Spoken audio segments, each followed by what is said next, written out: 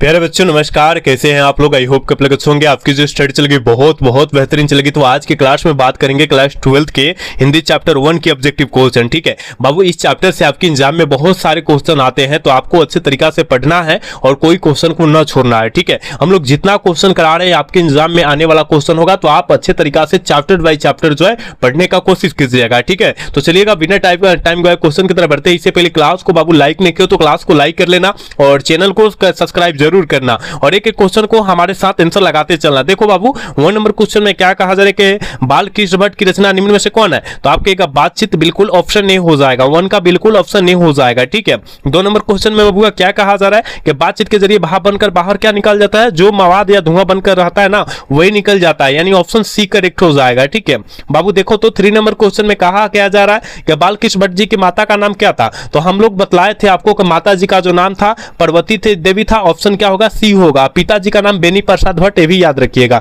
देखो कि बाबू क्या कहा जा रहा है कि निबंध लेखन की दृष्टि से भारतेंदु युग्म कैसा युग है, भारतेंदु युग्म जो होता है कैसा युग्म होता है, ये आपको बतलाना है। कहिएगा सर उर्वर है, बिल्कुल ऑप्शन ए हो जाएगा। ठीक है, एक क्वेश्चन आपके एग्जाम के लिए इंपॉर्टेंट है, आप अच्छे तरीका से देखना बाबू। कहा जा रहा है कि बातचीत शीर्षक निबंध के अनुसार जो कुछ मवाद या धुआं जमा रहता है वो भाप बनकर निकल जाता है कैसे, तो कहिएगा बातचीत के जरिए। गुरुदेव, बातचीत के जरिए निकलता है, ऑप्शन सी करेक्ट होगा। ठीक है बाबू, ध्यान से देखना होगा और ध्यान से समझना होगा सारे क्वेश्चन को। कहा जा रहा है कि जैसा का वैसा परिणाम किस लेखक के द्वारा रचित है, ठीक है ना, किस लेखक के द्वारा रचा गया है, तो कहिएगा सर ये बाल कृष्ण भट्ट, बिल्कुल ऑप्शन सी होगा बउआ, 6 का ऑप्शन सी होगा, याद रखिएगा।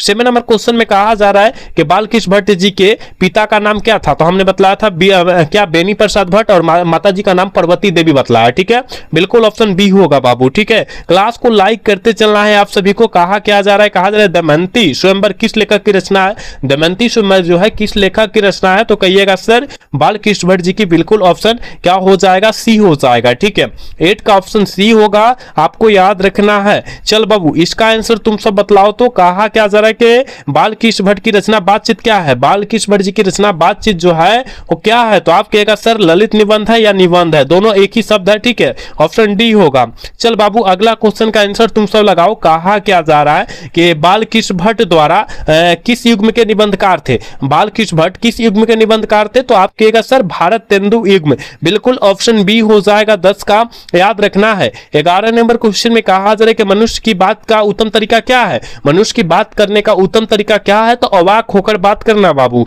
कहां दिया है, ऑप्शन डी में दिया है। ठीक है, 11 का ऑप्शन डी हो जाएगा। चलोगे, यहां कहा जा रहा है संवाद में सबसे महत्वपूर्ण क्या होता है, जब हम लोग किसी से बात करते हैं तो सबसे महत्वपूर्ण क्या होता है, आत्मीयता होता है। ठीक है, एक दूसरे के मन को गढ़ना होता है। चलो, कहा जा रहा है ना, कहा क्या जा रहा है बाबू के बाल कृष्ण भट्ट का जन्म कब हुआ था, बाबू बाल कृष्ण भट्ट जी का जन्म जो हुआ था वो कब हुआ था, और हमने कितना बार एक क्वेश्चन आप सभी को बतलाया है बाबू, आपको याद रखना है कब हुआ था रे बाबू, क्या 23 जून 1844 को हुआ था, याद रखना। देख बाबू, कहा जा रहा है संयोगिता स्वयंवर के रचना है, संयोगिता स्वयंवर जो होता है वो किनकी रचना है, तो आप कहिएगा सर हम जानते हैं श्रीनिवास दास जी की है, बिल्कुल ऑप्शन डी हो जा, सी हो जाएगा। ठीक है, अगला क्वेश्चन देखोगे, ये बहुत इंपॉर्टेंट है बाबू, ये क्वेश्चन जो है बहुत इंपॉर्टेंट है। कहा क्या जा रहा है कि बातचीत शीर्षक निबंध के अनुसार रस का समुद्र किनकी करके बातचीत में उमड़ा चला जाता है, किनकी बातचीत में जो होता है उमड़ा चला जाता है, तो 2 हम सहेलियों की बातचीत में, तो हमने बतलाया था और आपके एग्जाम में बहुत बार क्वेश्चन आया भी है। तो चलोगे, यहां कहा क्या जा रहा है कि वाद विवाद संवाद क्या है, तो कहेगा सर वाद विवाद संवाद जो है आलोचनात्मक निबंधों का पुस्तक है, बिल्कुल ऑप्शन ए करेक्ट हो जाएगा, याद रखना। देखो, कहा जा रहा है कि बाल कृष्ण भट्ट ने कौन सा मासिक पत्र निकाला था, हिंदी प्रादीप, बिल्कुल ऑप्शन सी हो जाएगा, कब 1844 में निकाला था, यह भी याद रखिएगा। चलो, कहा जा रहा है कि बातचीत किस प्रकार की रचना है, तो ललित निबंध है, कैसा निबंध है, ललित निबंध है, बिल्कुल ऑप्शन डी हो जाएगा। हम लोग कम समय में सारे क्वेश्चन जितना है वो क्वेश्चन को समाप्त करेंगे बाबू। 19 नंबर क्वेश्चन में कहा जा रहा है रविशंकर क्रूसो ने 16 वर्षों तक के उपरांत में किसका जो होता है, किसके मुख से एक बात सुनी थी, किसके मुख से जो है एक बात ही सुनी थी, तो आप कहिएगा सर ये फ्राइडे साहब के। ठीक है, फ्राइडे साहब के मुख से एक बात सुनी थी, ऑप्शन ए करेक्ट हो जाएगा। देखो, यहां पर कहा जा रहा है कि बातचीत शीर्षक निबंध के निबंधकार कौन है, बातचीत शीर्षक निबंध के निबंधकार जो है कौन है, बाल कृष्ण भट्ट जी हो जाएंगे बाबू, ऑप्शन डी करेक्ट हो जाएगा। ठीक है, ऑप्शन डी हो जाएगा 20 का, याद रखना। 21 नंबर क्वेश्चन में कहा जा रहा है कि बातचीत के माध्यम से बालकृष्ण भट्ट क्या बतलाना चाहते हैं। बातचीत के माध्यम से बालकृष्ण भट्ट क्या बतलाना चाहते हैं, तो बातचीत की शैली बतलाना चाहते हैं। बिल्कुल ऑप्शन ए हो जाएगा, 21 का ऑप्शन ए होगा, याद रखना। कहा जा रहा है कि भट्ट जी को किसने अंग्रेजी साहित्य के एडिशन अवार्ड स्टील की श्रेणी में रखा है, किसने रखा है, क्या हो जाएगा 22 का आंसर क्या हो जाएगा, तो ऑप्शन क्या, ऑप्शन सी करेक्ट हो जाएगा रे बाबू, 22 का ऑप्शन याद रखना, ठीक है। क्लास को लाइक काहे नहीं करता है तुम सब, क्लास को लाइक, चैनल को सब्सक्राइब करते चलो। कहा जा रहा है बाबू कि बालकृष्ण भट्ट का निवास स्थान कहाँ है, ये तो हमने बतलाया था ना, आप सभी को बतलाया था कि इलाहाबाद, और इलाहाबाद उत्तर प्रदेश में पड़ता है, ऑप्शन करेक्ट बी हो जाएगा। देखो यहां पर कहा जा रहा है कि बालकृष्ण भट्ट ने किस पत्रिका का संपादन किया था, तो हिंदी प्रादीप का, बिल्कुल ऑप्शन क्या हो जाएगा, सी हो जाएगा, ठीक है।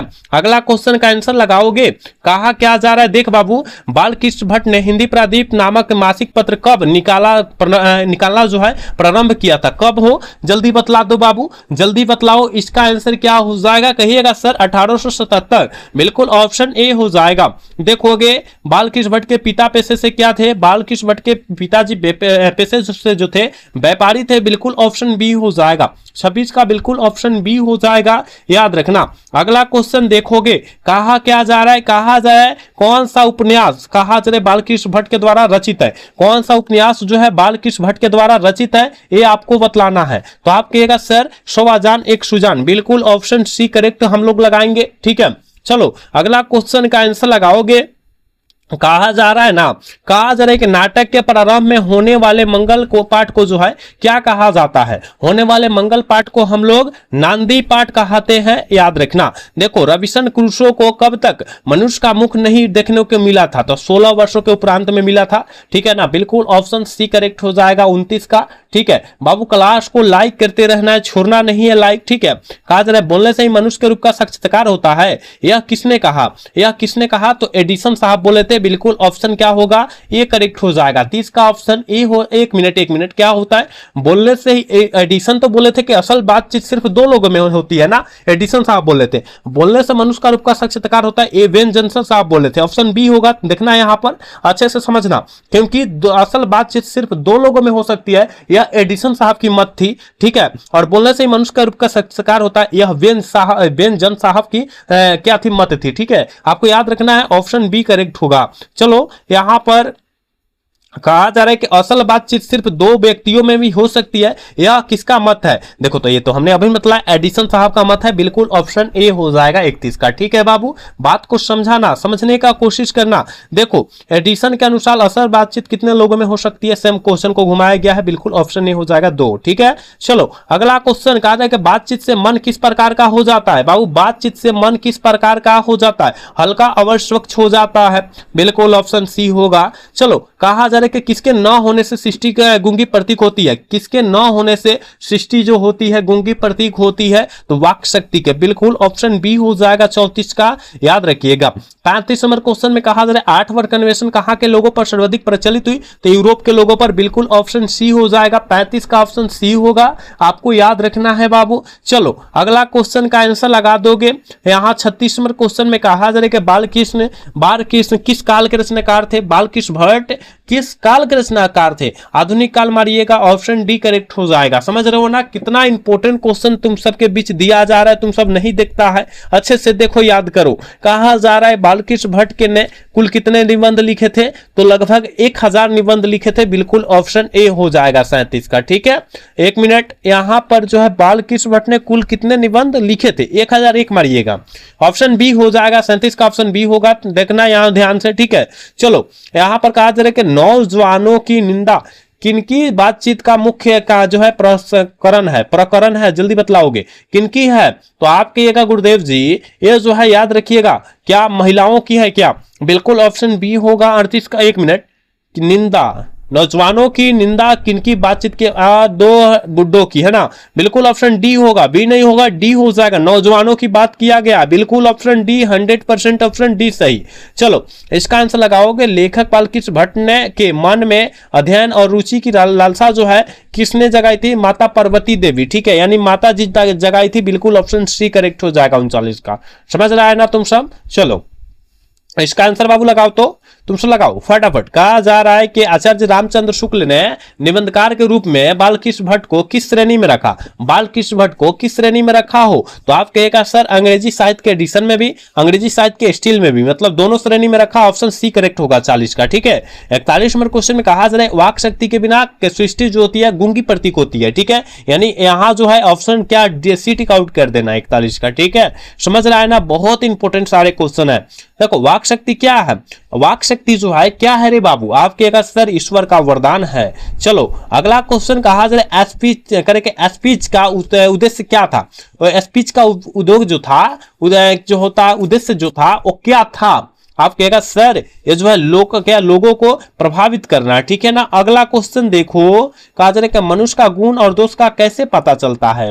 तो आप कहेगा बोलने से, बोलेगा तभी ना अगला आदमी का जो है मन के बारे में हम लोग जानेंगे। चलो कहा क्या जा रहा है यहाँ पर, रस का समुद्र किनके बातों में उमड़ा आता है? ठीक है ना, उमड़ा चला आता है। तो कहिएगा सर रस का समुद्र दो हम जोली सहेलियों के बीच, है ना, दो हम जोली सहेलियों के बीच में। ठीक है, यानी ऑप्शन डी होगा 45 का रे बाबू, याद रखना। अगला क्वेश्चन देख बाबू, कहा क्या जा रहा है कि बात से करके, बात करने का हुनर कहां के लोगों में था? तो बात करने का हुनर याद रखिएगा यूरोप के लोगों में था। बिल्कुल ऑप्शन ए करेक्ट हो जाएगा।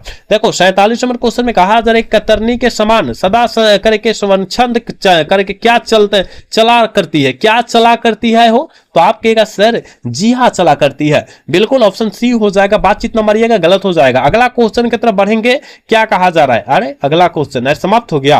देखो 47 क्वेश्चन शायद था। ठीक है, इस चैप्टर से 47 क्वेश्चन ही था, समाप्त हो गया। ठीक है, तो बाबू आप बतलाओगे 47 में आप कितना सही कर पाए हो? ठीक है, यानी आप जो है 47 में कितना सही कर पाए हो, ईमानदारी पूर्वक सारे बच्चे बतलाना। ठीक है, क्योंकि 47 तो तमाम क्वेश्चन कराए हैं जो आपके एग्जाम में आने वाला था। ठीक है ना, और आप लोग अच्छे तरीका से सारे क्वेश्चन को पढ़ेंगे, कोई क्वेश्चन को न छोड़ेंगे। ठीक है ना। तो आज का क्लास कैसा लगा आप लोग कमेंट करके जरूर बताइएगा। अगर अच्छा लगा होगा तो एक लाइक और एक सब्सक्राइब करना ना भूलिएगा। मिलते हैं अगला क्लास इसमें, तब तक के लिए जय हिंद, जय Bharat, tata, bye bye, love you.